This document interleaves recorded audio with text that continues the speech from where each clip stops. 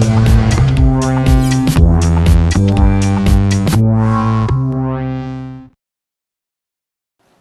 afternoon. Welcome to this session. Today we're going to talk about Silverlight for mobile. Probably you already seen something yesterday during the keynote. I suppose that some of you followed the session from Hamid and David yesterday. I'm covering the same topic today, but from a user experience perspective. So to start this presentation, I thought that the best way was to start with a demo. And so I asked to myself, what is one of the best applications out there for desktop? What is the coolest interface that we have today for desktop? And I think that the answer could be Windows Vista. At least this is what I thought. And so I tried to do a porting, and an official porting, Microsoft doesn't know yet about this, of Windows Vista for mobile. So let's go inside my Pocket PC. This is the Pocket PC that I'm going to use for my presentation. It's an HTC running Windows Mobile Professional. So I have my Windows Vista Mobile here. So if I click on the button, should start. Okay, let me just zoom a bit. And then, okay, it's just like Windows Vista. So I select my account. I don't have the keyboard, so I cannot put the password. I just hit randomly the screen, and it will just show something. Yep. Then I should be able to log in. And then if I find the start button, yep, here it is. And then I open PowerPoint, and PowerPoint is opening. Then I open my presentation. Here it is, where it is there. And let's go full screen. This is my PowerPoint running with Silverlight inside my Windows mobile phone. Is it cool? Yeah, it might seem cool, but honestly, this is not the best user experience that your user could have. Since you've seen that I was using the pen and I really had to hit the buttons, and it's not a good experience. So the answer to the question is no. I mean, keep buying Windows Vista for desktop. It's a great operating system, but I would not see a big application like Vista running inside a small device, a small screen. And this is going to be the topic of this session. Today, I'm going to go through the best practices to build an application for mobile, because mobile applications are not just smaller applications. They are mobile applications. So before starting my presentation, just a few introduction of me. So my name is Giorgio Sardo. I'm a user experience consultant working in Microsoft UK. They call me in the office Diviner, which is kind of developer and designer. I've been starting using .NET Framework about 5 years ago. And yeah, I like it. And I love challenges. And this is our challenge today, Windows Silverlight for mobile. So let's go through the agenda pretty quickly. I'm going to talk for a few minutes about the mobile background. Then I'm going to start talking about Silverlight for mobile. And then the main part of the presentation is about best practices. And this is where you're going to see a lot of demos. So I'll try to do as many demos as possible. And you will see a final demo at the end. So I don't want to bother you too much with this information, but I think that they are pretty interesting. So if you see the mobile market, it starts at around the mid of 90s here. When we are at about 100 countries with GSM phones. And this is pretty an interesting value. But if you go 4 years later, we are in 2000, and we reached 10 million iMod users. This is really a big number of users, but it's not enough. Because 3 years later, we had 1 billion mobile phones in the market, in the world. Well, this is in 2002. What should we expect from the future? What should we expect from 2010, for example? And estimations say that we are going to have 4 billion mobile phones. 4 billion. And if you couple this information with a UN statistic that is say that we are going to have 6.8 billion humans in the world, this means that we are going to have a proliferation of the mobile market up to 59% of the planet. I mean, 59% of the planet is using a mobile phone. Is this really important, 59%? Well, it is, because in some countries, like Italy, we're going to have more mobile phones than humans, and this is scaring from one side, right? I mean, you walk in the street and you see more mobile phones than person. It doesn't really work. But it's really encouraging looking at the market and the opportunities that we have there. In Italy, for example, we have a 140% of proliferation of the mobile phone, compared to US, where it's still at around 75%. If we then look at the proliferation of the mobile phone in the market, we can see that mobile phone proliferation is bigger than television and credit card together. So let me say, congratulations if you chose this session. You have 4 billion potential customers waiting out there. So let's go and now to see something more. 4 billion mobile users waiting there. Is there any force that blocks us? Is there any blocker? Well, yes, there is. There is something that blocks us today. And I'm talking about the dimension of the mobile phone. So, for example, if I take here a Pocket PC, the screen size is pretty small. So it could be a bit difficult to write application for this screen size. And then we have a lot of different browsers, and each browser renders the things in a different way on the mobile phone. And then there are a lot of different issues, like data input. It's so difficult sometimes to input inside this small screen. And these are the barriers that we need to break. If you look at the application that we have today in the market, and I'm talking about mobile web application, they don't really look nice. I mean, we have some website is just exactly the same as the desktop, but you see the website inside the mobile phone. Other websites use CSS for mobile, but it's not fully supported by all the browsers. Other websites try to do a specific version for specific device, but again, this website will not run on any device. And this is where we come today, talking about Silverlight for mobile. Silverlight for mobile is a new technology coming in this market, so it's something new. It's something completely new here. And it's pretty encouraging, and today I'm going to talk about this. Before going to Silverlight for mobile, just a quick word about what Silverlight is. I suppose you probably already know it, but just a quick introduction. Silverlight is a cross-browser, cross-platform plugin, and allows you to create rich internet application. And as you've seen yesterday, Silverlight went mobile. So today we're able to run Silverlight on Windows Mobile 6, both standard and professional. And we have a partnership with Nokia, so we will be able to run Silverlight for mobile application on Nokia, some Nokia mobile phone as well. And in the future, we expect to have even more devices. When I say Silverlight application, I mean an application that runs inside the sandbox. What is a sandbox? It's like a private hosted environment which runs inside the browser. It's not an application. It's not an operating system. You don't need to install the application inside the device. It's like a normal website, but it's running inside the browser or the device, as this is really important. All right, I think I talked even too much for today. Let's start a demo. And so let's start with the common demo, Hello World. Before starting, how many developers are there in this room? Can you raise your hand? How many designers? All right, message for the designer. You're going to see some JavaScript code. Don't be scared. It's just some code. Message for the developers. This is a creative session, so I will show a lot of use of Blend and etc. If you want to see more code, come catch me later in the session. All right, let's start Blend. Specifically, I'm using Expression Blend, the version that you will be able to download it probably in the next hours. And I already created a project, which is just a Silverlight 1.0 project. It's not different from the desktop, from a desktop project. And I have some content here, but I'm going to start now from scratch. So let me add a new page. Let's call it Hello World. And I want to change the size of this page to fit inside my browser. In this case, I'm using a resolution 240 by 320. And let's change the background. Let's put, for example, a gradient. So let's go to the blue. And here I have my background. Now, I want to run this application inside my browser. So if I switch to the Pocket PC,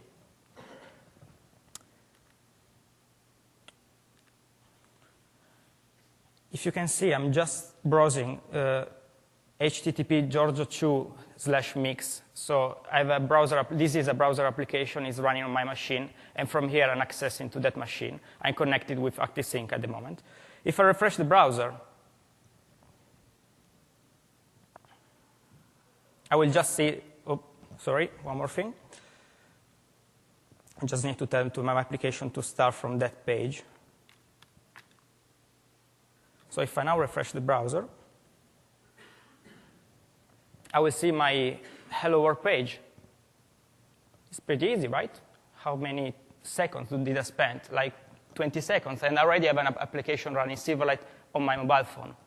Now let's try to do something more complex. So let me try to take the same page. Let's put, for example, a black background, and I have here already the logo of the mix. So let's take the logo of the mix. Let's copy and paste it here. And then let's say that I want to give a different background to my logo. So I'm creating a gradient, starting from red, for example, and then going to transparent. And then I want to do something. Oops, okay, wrong object.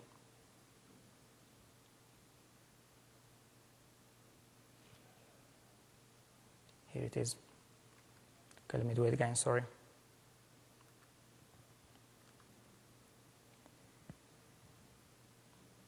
Okay, so I start from the red, and I go to the transparent. And then I want to do an animation on this object. And specifically, I want to, for example, rotate the color.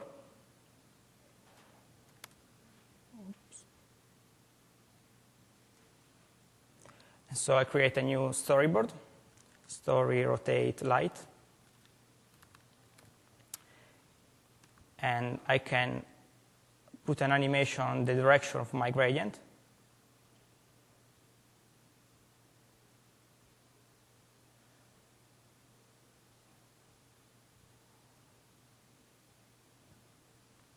And I want to turn this around.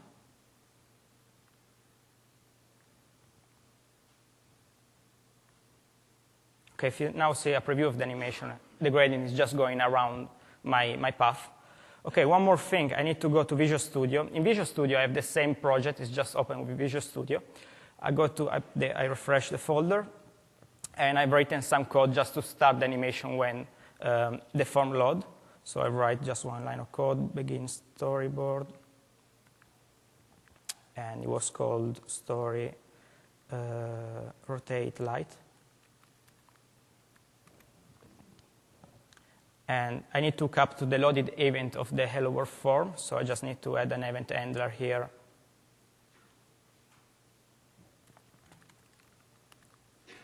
Here it is. And then if you go back to the Pocket PC, and we refresh again the browser, we should be able to see our new application. Yep. And we have an animation done with Silverlight for mobile running on my Pocket PC. It wasn't difficult, but we can do something more difficult, of course. So if I now go back to my slide,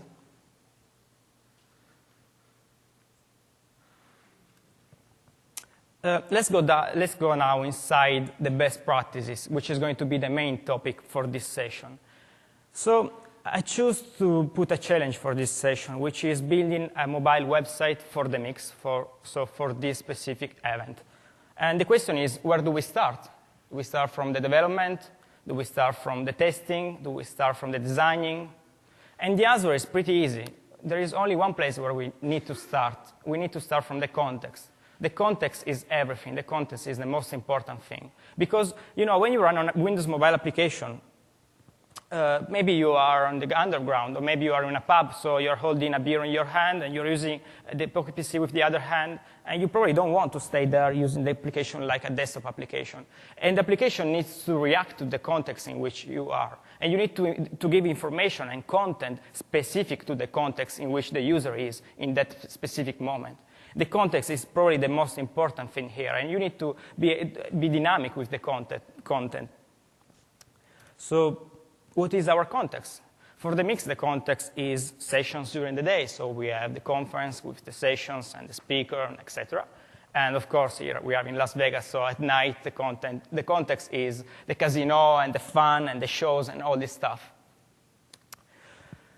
While we will build this application, I will go through the following best practices, and I divided these best practices inside 5 areas. So we have the development, we have the designing, we have the interaction, we have the input, and finally we have the cross-device. So we have 5 different areas. Let's start from the first one, which is the development.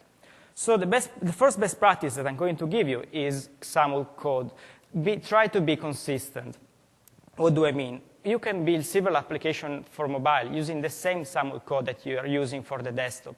So if you're running an application for Windows Mobile, try to reuse any existing assets that you already done for the desktop version. Don't try to change everything. Try to be as much consistent as you can.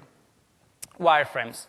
Wireframes is that step in your development process where you draw roughly your interface. And this is really important because when you draw wireframes from the mobile, you need to take into consideration different things from the desktop wireframes. And I have a short demo about this.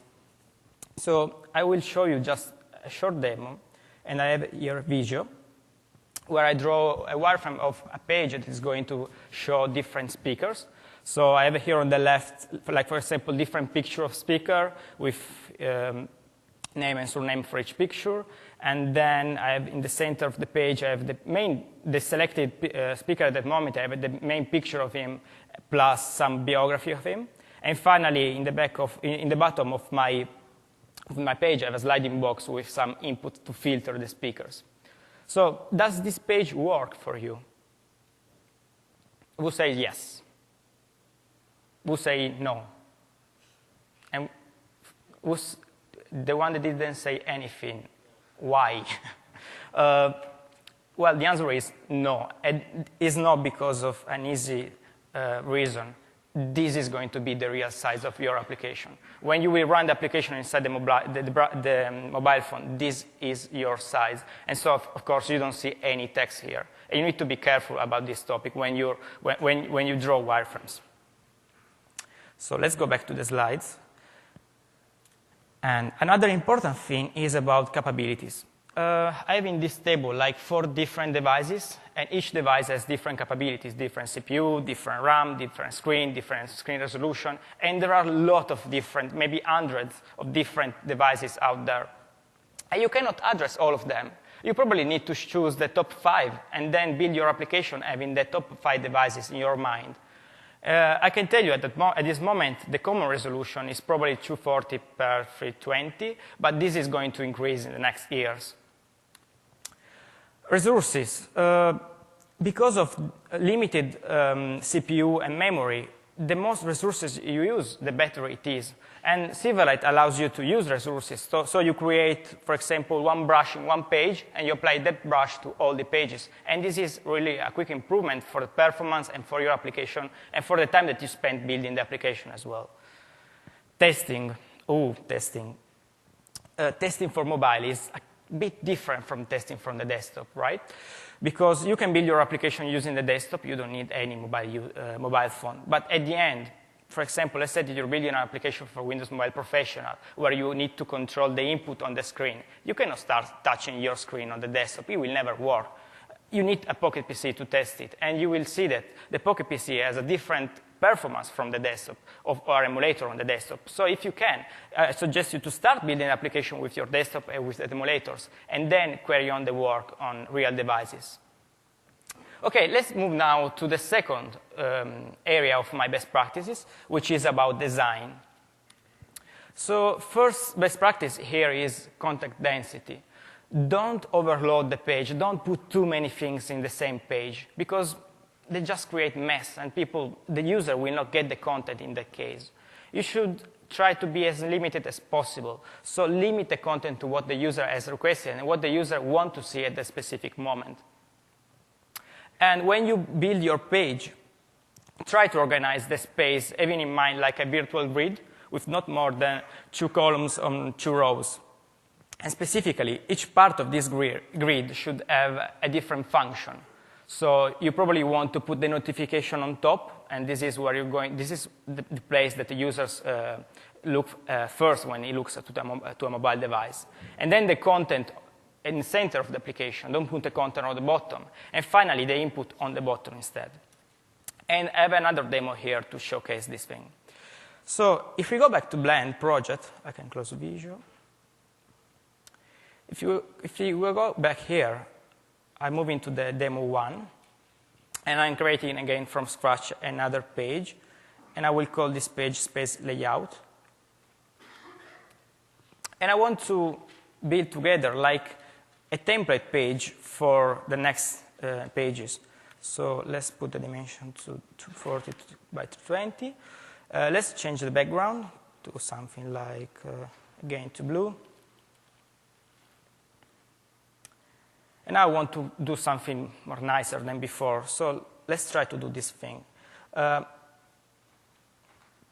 want some stripes in the background. So I create one line here, and I give a color to this line.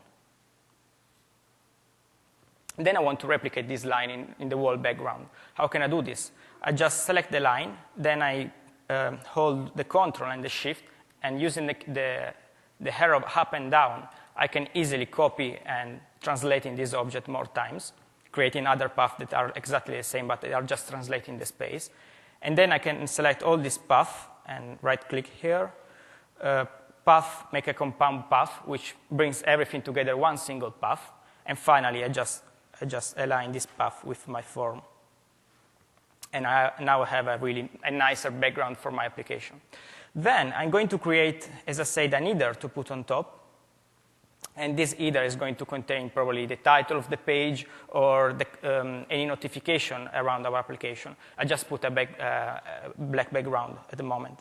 And then I want a footer to contain the filter, because the center of the page is going to contain the content. The footer instead is going to contain the filters to filter inside the content. So I put a bit of opacity here. I call this object footer. And as you can see, the footer is taking like 50% of the space. So I should probably put it below and then making an animation to put the footer up with an animation. So I create a new animation here, story show footer. And from here, I create like bring up the footer when the user click on it. And I can change the key spline of the animation to make acceleration or deceleration on my animation. And then I'm creating another storyboard here to bring the footer again down. So story hide footer. Let's make this animation shorter, and it's going to bring my footer down. All right. Finally, I need to write some code in order to catch the click on the footer to start the animation. So I move again to Visual Studio. And specifically, I'm here. I already written some code to make it easier, to make life easier. I just need to hook up again to the loaded event in my space layout page. So I'm adding again loaded, space layout loaded. And again, I need to change the startup to start from that page. This is just a switch to control my demo. Now, if I go back to my Pocket PC, and I refresh the browser again, it's loading the application, and I now see the same application that I built on my machine. And if I click on the footer, this is going to go up and then down. And again, this is pretty easy, and as you can see, the performance are pretty good. Now let's go further. So going back to the presentation, what I'm going to put inside my page. My suggestion here is to use very important controls, and I mean those controls that are part of the common knowledge of your users. Because the user probably will access this web application for the first time, they might not be so friendly with the application. So you might try to use common user control, like a list, for example, or a table, or the fisheye. I don't know the reason why, but the fisheye seems to be pretty a common control nowadays, and the accordion. So let's try together to build a list that is probably the most common user control that we have today for mobile phone. So I go back to my Blend project, and I load in another page. This time is sessions, which seems pretty similar to the one that we built before. I just add some button at the bottom where we can filter, for example, by category. So each category is given by a different color. In this page, I'm going to show the session of the mix, right? So each session will have a different line, a different item. And let's see this item. Okay, the list control is just an empty control, just transparent. I'm doing some JavaScript code here to load dynamically the list. And each item will have this appearance. So if we expand this canvas, we have, for example, the time here on the board, on the corner. And then we have the name and the description of the session. The description of the session is here out of the control because I have an animation, story expand, that actually expand my session to show all the detail about my session. Then I will show you some code from Visual Studio, specifically where I'm getting the data from. I have at the moment just an XML file with some session that I filled before. It could be a web service. You could make an HTML, an AJAX call to a web service. For this demo, I just use an XML file. And I'm data binding the XML file to my list, and specifically, for example, this is the bind method for my list item, where I'm updating the session, the name of the session, the time, and the color depending on the target audience of the session. Again, if I switch again the switch here, and I go back to the Pocket PC, and now refresh my application, it's dynamically contacting my computer to download the application. And I now have a list of my sessions. And I can browse this list using the finger. It's pretty easy. So I can just control the application with gesture of my finger. And for example, let's say that I want to filter this session and show only the creative session. So push the red button, and I'm going to filter the session. Or I could choose another color, for example, the business session. And then I can go to see the detail of this session just using this gesture, which is going to open the session that I selected. And if I want to go back, I just do the opposite gesture, and it's going back to my previous list. And finally, what I can do, all right? Finally, what I can do is remove the filter and show all the previous, the session that I had at the beginning. And it was pretty easy. I only used one finger. Now, there is another control which is pretty common, and this is the fisheye control. And I have a demo for this as well. Let's go back to Blend. Let me close these pages. This time, I want to show this, the speakers. Oh, sorry. OK, this time, I want to show the speakers. So in this screen, I'm going to show all the speakers of the mix. I decided to split the space in two main areas. So there is the upper area that is going to contain the picture of the speaker, and the bottom area instead is going to contain the filter to browse the speakers. And specifically, the control that is going to stay here on the bottom is going to be a fisheye control. And it will be made by balloon. The item will have a shape of the balloon. So if I go back here, I will show you the demo running. Let me switch again to Pocket PC. 2 main switch.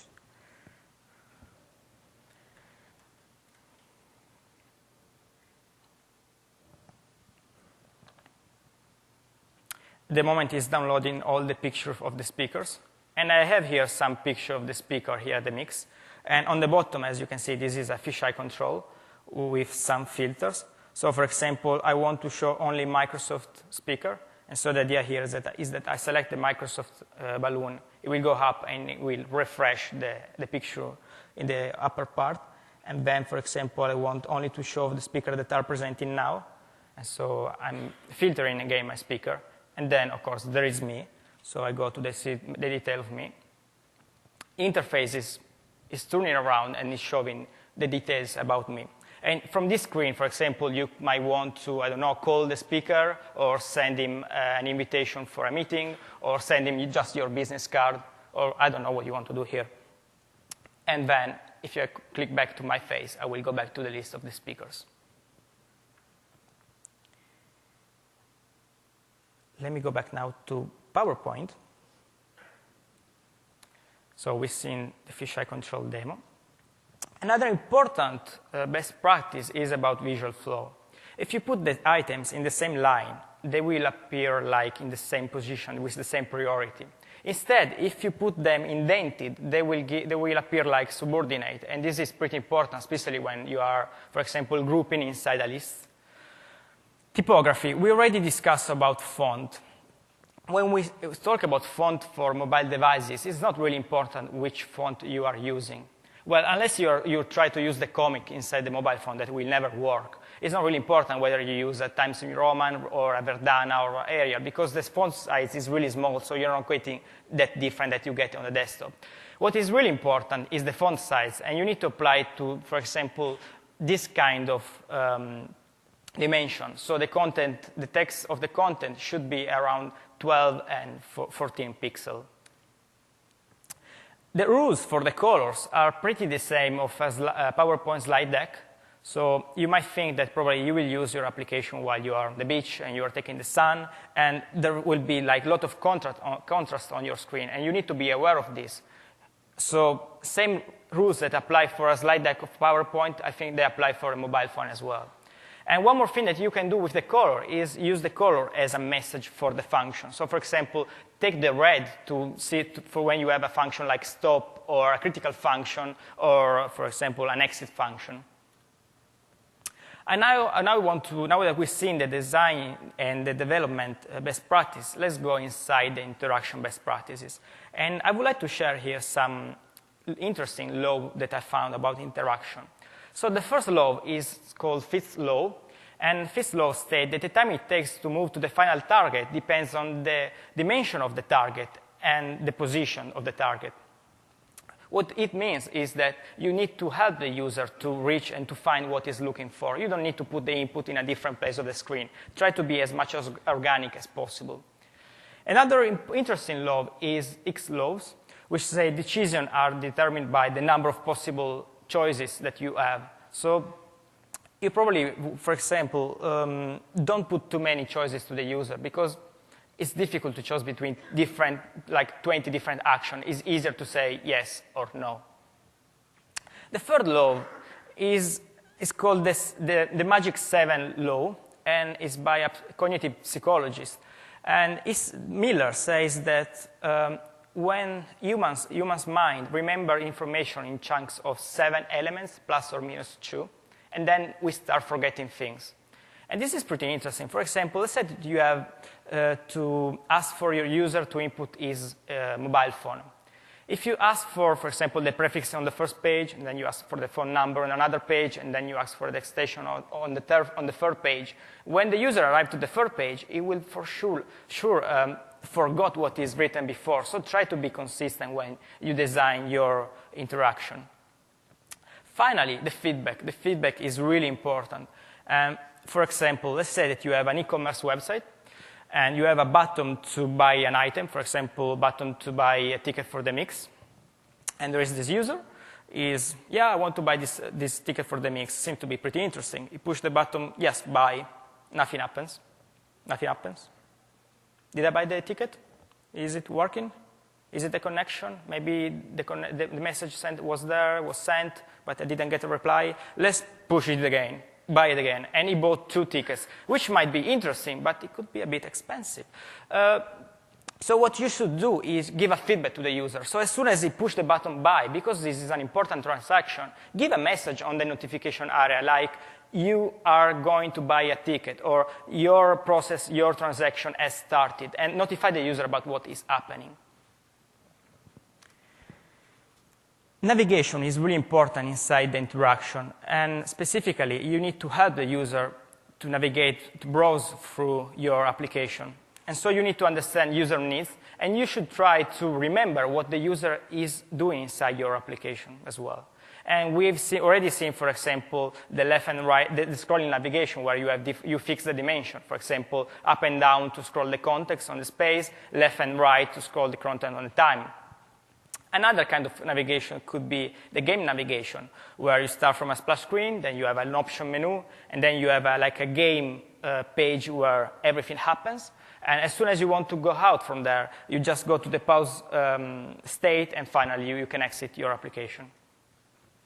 Another interesting way to navigate through a menu could be, for example, a carousel. And I'm going to do a demo about this. So going back to my blend, and opening now the demo 3, I've done this carousel here, where I have 4 elements. In order to make this carousel rotate, I've done a storyboard, which with some points to drive the elements around. And if you see here, there is some issue with the zeta order, and this is why, with this current build, you cannot animate the zeta index property. For this reason, I just animate this property using JavaScript code. If I now switch here to the correct version, and I go back to my Pocket PC, let me refresh the browser again.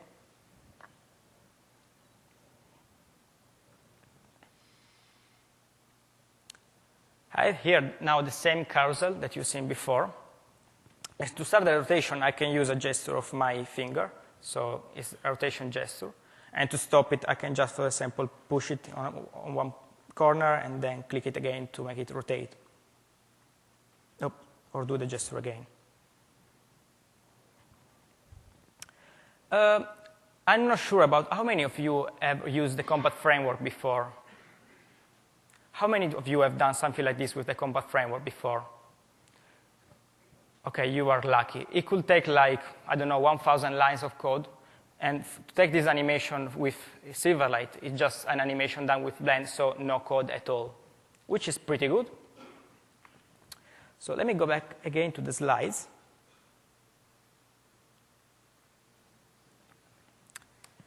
And I'm now to the 4th area, which is the input. Input is really fundamental when we're talking about mobile devices. Because we have different mobiles, so each mobile phone will have a different kind of input, depending on if it's running Windows Mobile Standard or Professional. So you could have, for example, the stylus, just the pen. And in this case, when you build your application, try to be aware of left-hand user, because often they can get a different experience from the application. Another input, common input, is the soft keys. And these keys are the one, for example, on the border of your device. Or the keyboard that could be physical, or it could be just projected inside the Pocket PC, for example. Am I missing something? I think that there is another really important input here, which is the finger. If you look at the Pocket PC today, a lot of users want to use the finger and trying to use desperately the finger to control the application. And you need to be aware of this when you're building your application, especially if the application is going to run on a Windows Mobile Professional edition. I have an interesting story here about input. And this story is about a power company, probably the biggest in Italy, that some years ago asked to Microsoft to build an application for them. And this company asked for Microsoft an application to check the electricity meters and report this information to a server in the cloud. So Microsoft did a project. It took some weeks. And project testing was fine. He deployed the project. Customers started using the application, and everything was fine, right? Then after a couple of weeks, customer called Microsoft saying, the application is not working. And Microsoft look again at the code, look again at the test, and he said, we don't see any reason for which this is not working.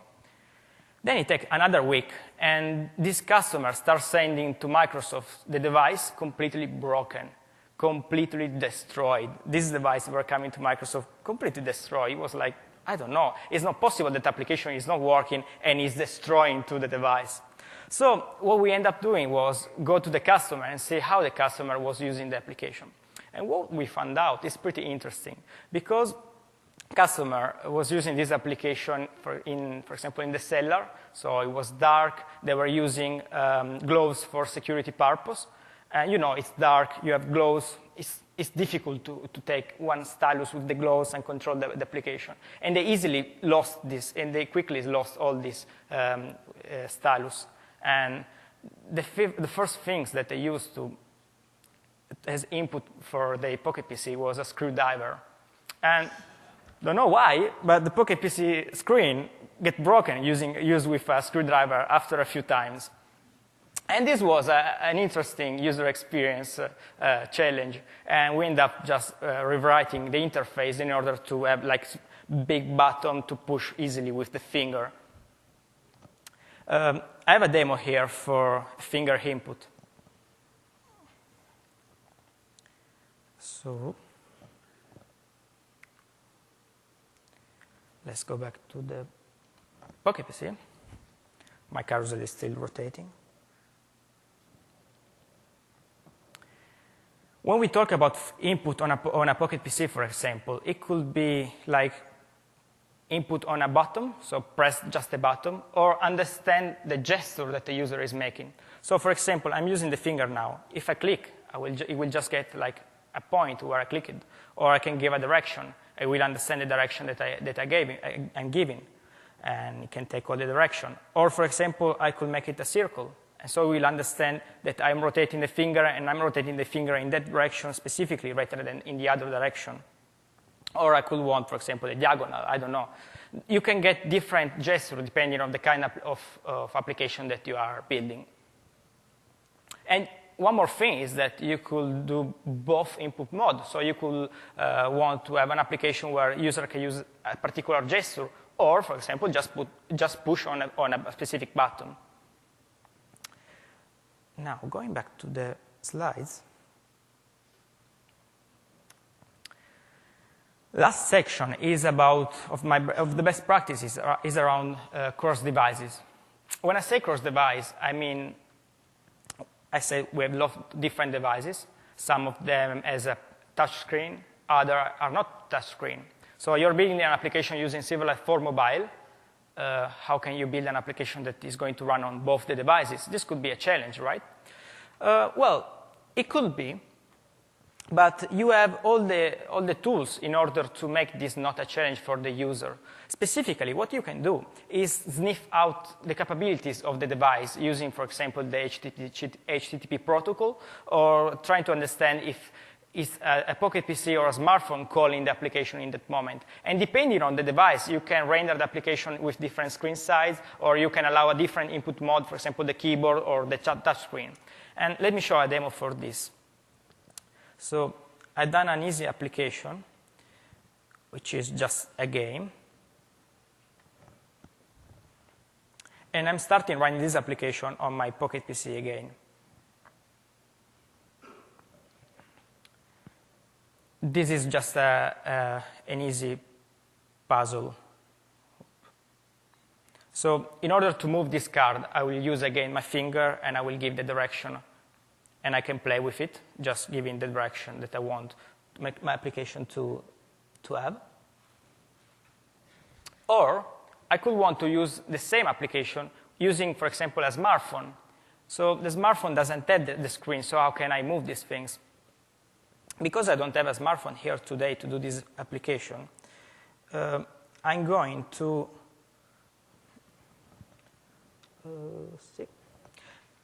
to show you one emulator that I've written. You could use the emulator given by the Windows Mobile team. I've done another emulator just for fun, because at the end of the day, you're running Silverlight, and Silverlight can run inside the browser, your browser of your desktop.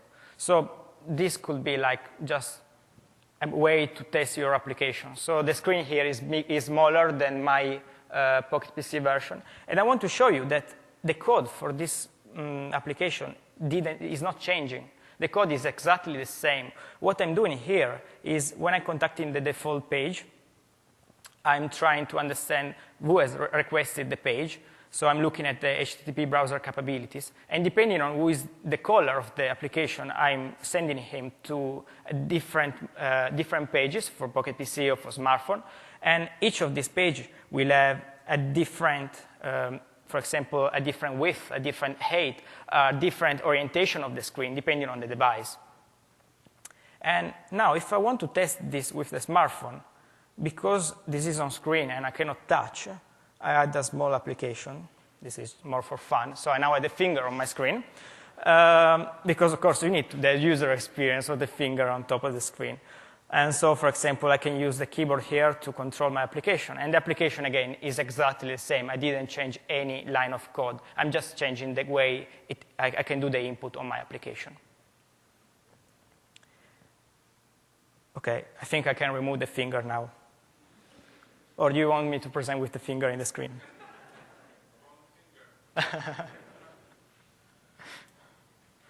All right. We are almost to the end, but before concluding, I would like to wrap up what we've done and show you even other demos around our Mix website. So let's go back to the Pocket PC mode. OK, you will not see my finger this time. So I refresh the application here. And this is going to be the final mobile application for the Mix. So I'm starting for the carousel, and as you probably thought, the carousel is just like the menu for the whole application, where each of these cards open a section. So for example, if I do this animation, I will open the speaker. One thing that I didn't say before is that there is a reason for which I put the input on the bottom here. Why I didn't put the input, for example, on top? In this case, for example, you can see that you have all the data here. The content is taking the whole center of the screen. Let's say that your input button was on top. To put the input, you will do this gesture, right, with the finger or even the stylus. You will do still this gesture. And you know what is happening. You are covering the screen. So as soon as you start filtering the data, you are forgetting what the data is. Instead, having the filters and the input on the bottom allows you to still see the content when you are pressing button. And this could be pretty useful a lot of times. All right, now let me go back. And OK, I can again enter inside the speaker and look again to the speaker. But we started saying that the most important thing is the context. So it's 10 or 11 tonight, and you are browsing the Mix website with your Pocket PC. How many of you want to still see the sessions? How many of you want to see the face of the speaker presenting at the session? And that's the truth. Users could want a different content depending on what the context is. So let me use this is a secret mode. I need to jump to the future. I need to jump to tonight. So I'm doing this using an easy variable. And sorry, you didn't see it. I just have a switch variable that allows me to go in the future, go to tonight. And this is pretty easy. I just change this variable to true. Now, if I go back to my Pocket PC,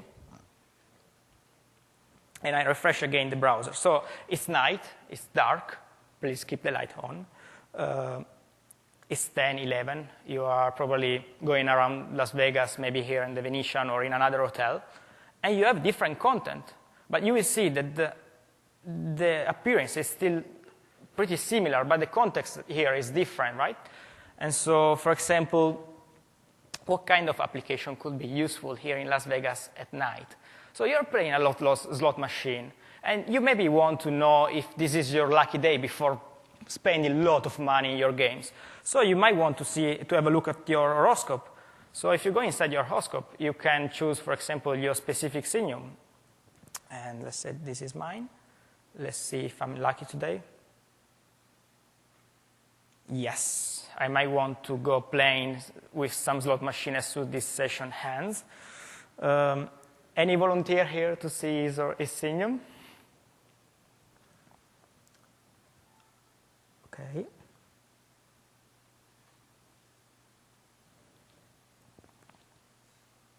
All right. Let's take, for example, another sign. Let's see it. Yep, this is still lucky. This is a good day to play. Or maybe you find out that there is an error. And so what you end up doing is choosing okay, you don't want to maybe spend too much money on the slot machine, real slot machine. So you maybe just want to play here with your Pocket PC for a while. So you make your Pocket PC rotating, and then you select, for example, the slot machine application here, and you open a slot machine, and you now have a slot machine inside your Pocket PC, and an object error as well.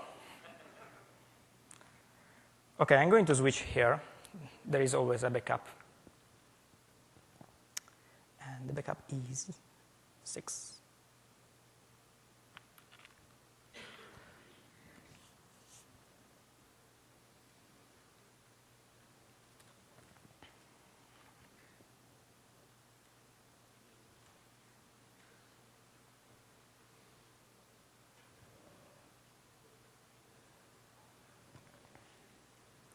Okay, the backup is not working.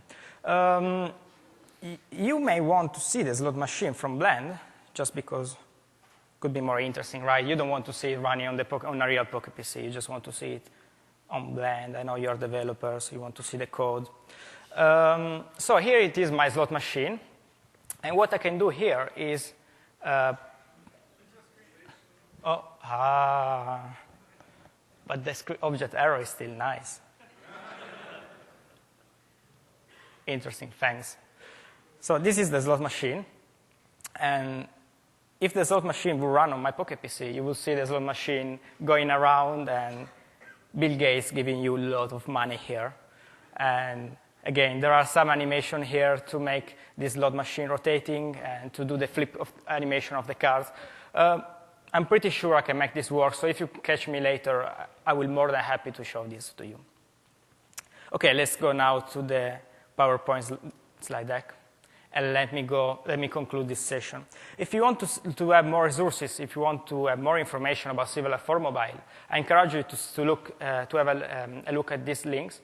Particularly, Silverlight.net is going to contain all the information in the next 4 weeks, and it is going to contain all the information to download this build and to start playing with this build.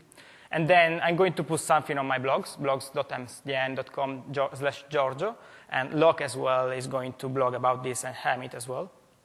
And I put here some books as a reference about designing for mobile screen. Finally, last message is mobilize, don't miniaturize. We've seen today, like building mobile application is not just a matter of size, it's a matter of user experience. And user experience is really important here. We need the effort from developers, from designers, from content provider in order to build great application. So I encourage all of you to download in the next 4 to 6 weeks this build of Silverlight and try and play with it and give us more feedback and have fun. So thank you very much for your time. And I open the stage for questions. Thank you.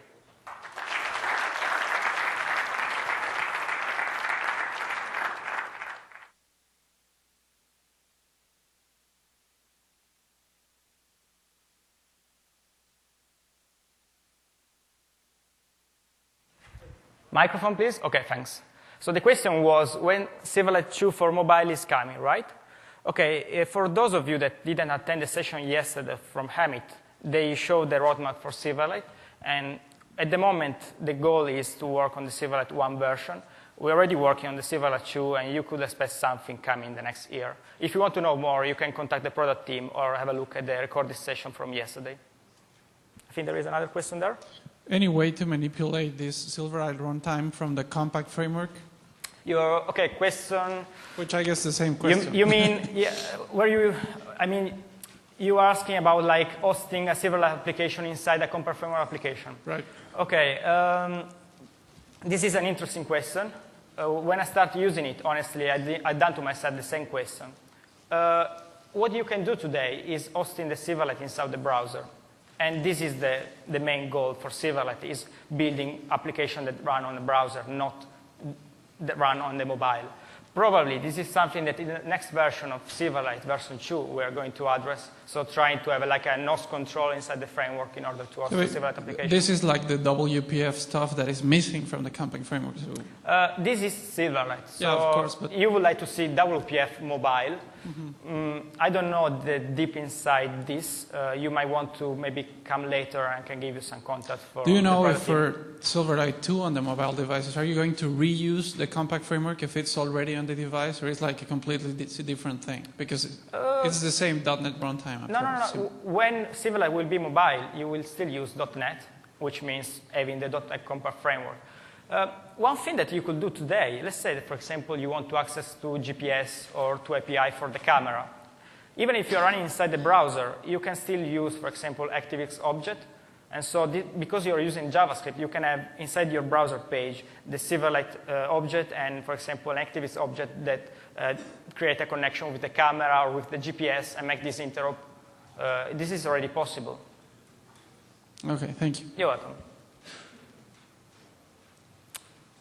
Hi, got a question about the gestures you showed. Is that built into the platform or something you've done in JavaScript? I've done in JavaScript, yeah. I can show you. In Blend, I just have like an empty canvas. I have a canvas here, it's a black canvas. And I'm controlling the starting point and the end point of your finger, trying to do some math around it to understand where you are, what is your gesture, what is your direction. And depending on that, I was showing a different image. So actually just following this question, is this JavaScript available for us to download and use? Not today. Probably if you look at my blogs in the next days, I will share some code. Yep, definitely. And second one, you mentioned Ajax. So does mobile now support Ajax? In this version of Silverlight 1, Silverlight is exactly, you could think about Silverlight 1 like Silverlight 1 for desktop. So if you want any Ajax scenario, it is possible, but you can just use JavaScript for a mobile. At the end of the day, you are just building an application that runs inside the browser. So you have all the DOM object model, and so you can use Ajax from there. And because it's JavaScript, you can make Ajax JavaScript library working with your Silverlight application.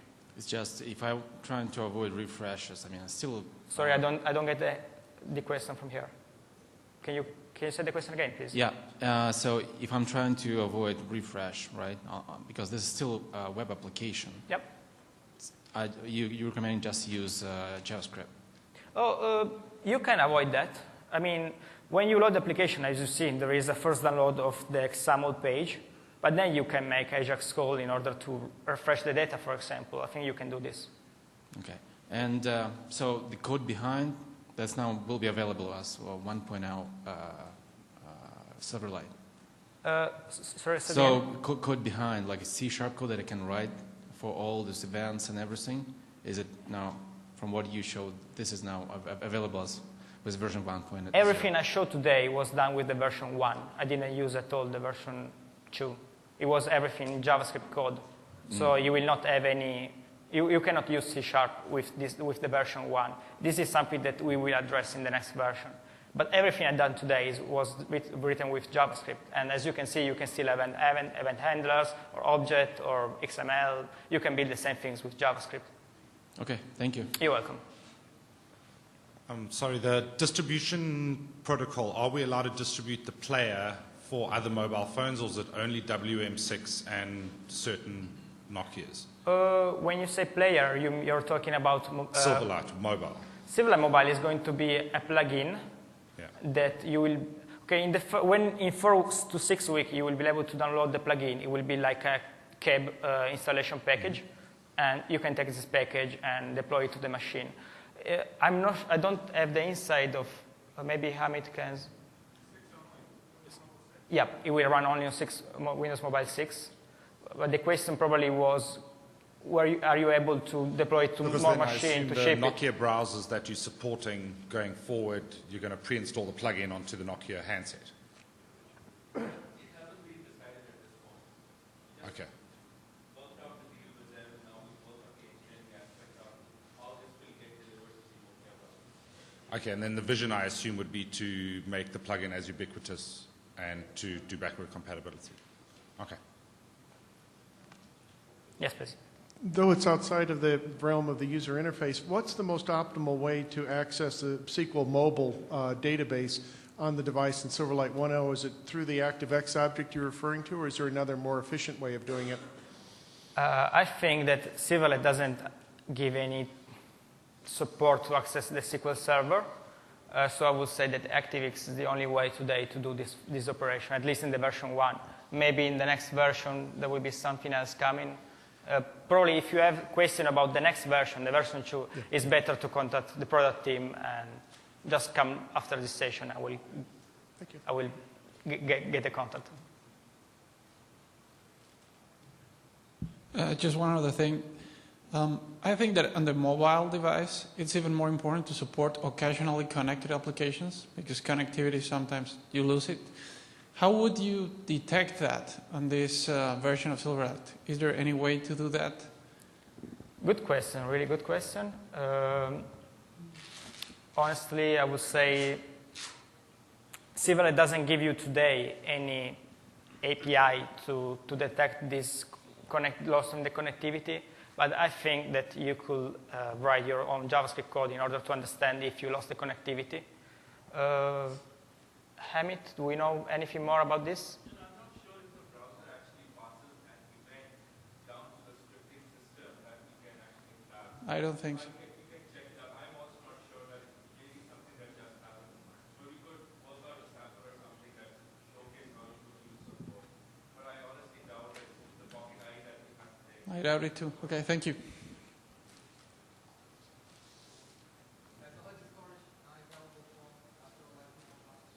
Sorry, the question is about storage. Isolated storage. Again, there isn't, right? Not today. Not today. Were you in line? Well, what's happening when you are downloading an application is just going to the temporary internet folders, and if you see there, you will see all your XAML and JavaScript file. There isn't yet any isolated storage in this version. Any other questions? Yeah, right here. Sorry, yep. Other mic. I fall into the designer camp, I guess you could say. When you're making a project that you need to deliver onto multiple target platforms, are you guys doing anything in Blend or whatever other tools you have to multi-purpose or target multiple devices? I mean, I know you said mobilize, not miniaturize, but sometimes you don't have that flexibility. You need to deliver something that's similar or identical on all the platforms. So is there anything in here that lets me pick multiple target devices? Maybe it's Windows Vista, maybe it's Windows Mobile 6, maybe it's, a browser, something like that. Well, the idea of Silverlight is to run everywhere. So you don't need a different application on the desktop or on the mobile, technically. This demo, for example, I could run this demo on the browser. I show you a demo. This is running on the browser, and I didn't change anything. I'm running inside the desktop. Yeah, if I call it's kind of suboptimal because it's so small. Yeah, of course, this is. Phone. But if you go here to my default, for example, in my page load of the default page, which is called when you call the website, you could say, okay, when a desktop browser is contacting this application, instead of showing the same application, show, for example, in this case, the normal MIX website. In terms of multi-targeting, I think that the difference could be about the size of the screen. Yeah. And in this case, for example, what I'm using now is an Apple library that I just written that helped me to rescale the application depending on the screen. So I was designing the application having in mind a 240 by 320 size of the screen. But if the device has a slight different screen, it will update the dimension, it will scale the dimension, because you can still apply a scale transformation to the whole content. In terms of input, as I said, each device has a different input. The main categories are device with the keyboard or device with the touch screen. But you can still have, for example, the soft keys. And this is why I said you should try to address like top 5. You cannot address all of them. You should try to address the top devices and have in mind only those ones. Okay. The other question that I had was around video. At all the Silverlight sessions I've been to at this show, I've seen video except for this one. So can you talk about what this story is with Silverlight and video for mobile? Yeah, this is an interesting question that came out yesterday as well. At the moment, with this build that I'm running on my Pocket PC, the media element is not working.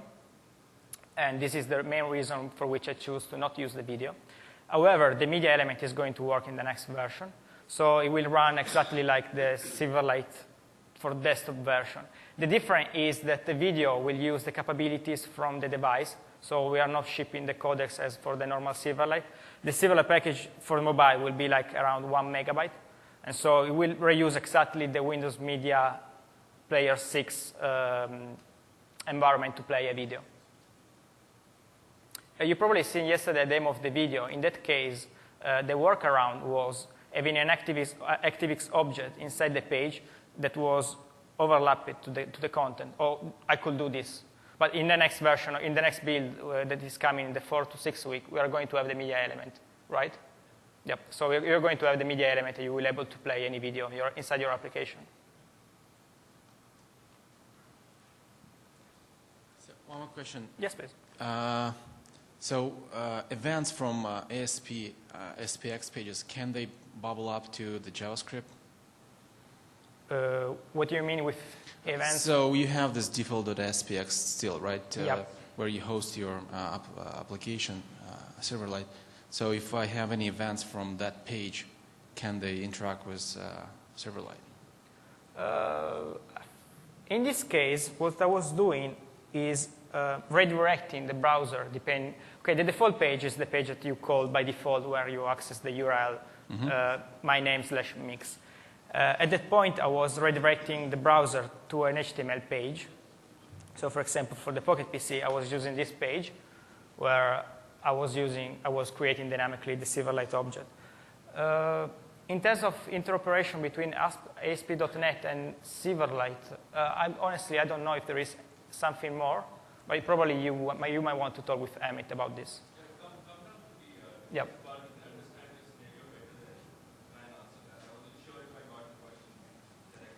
Okay, because this is maybe the solution if the connectivity, like if it's lost, so maybe that code could notify the application about that. All right, I see your scenario. You can come later in the Sandbox Mobile area. Okay, thanks. All right, thank you very much for your time.